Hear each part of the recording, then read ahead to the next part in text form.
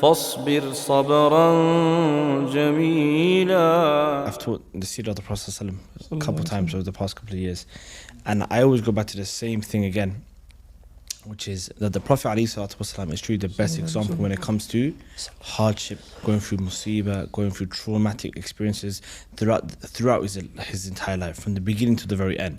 And a lot of people would say that, oh, because he's the Prophet of Allah. No, it's not just that he's the Prophet of Allah, but there was something very specific that he used to do to get over all of these problems. We're talking about a man that was, his father died before he was even born. His mother died when I think he was at the age of 6, right?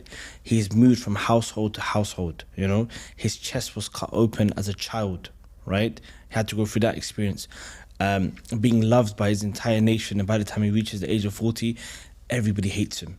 Everybody hates him, boycotted, murder attempts that happened numerous occasions throughout the period of Mecca.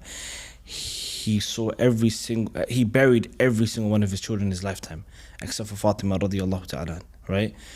Which I'm sure the thought of losing a child it's obviously something.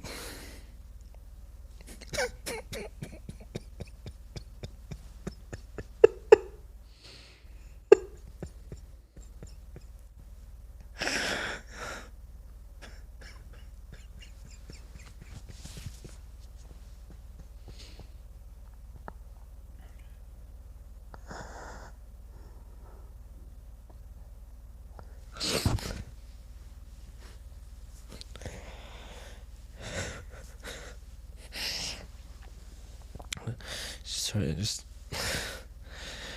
there's one thing the Prophet used to do, and that's the salah. The Prophet was very consistent with salah.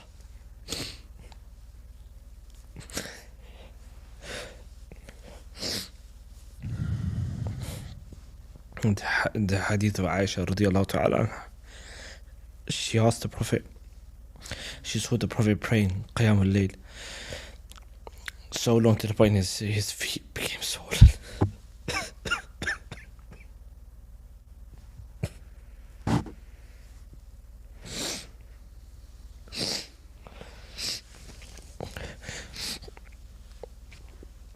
She asked him, Ya Rasulullah, why do you pray for such a long periods of time to the point that it's harming your body?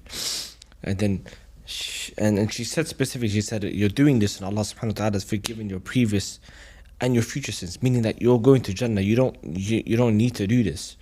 You don't need to do that. But the Prophet said that if that's the case, أَفَلَا أَكُونَ عَبْدًا شُكُورًا, should I not be a grateful slave? And all these other narrations about the salah, and it all goes down to worshipping Allah tabarak wa ta'ala. And anybody that goes through problems and issues, it's the worship. Connecting your qalb to Allah tabarak wa ta'ala is what helps you in that process. Sorry.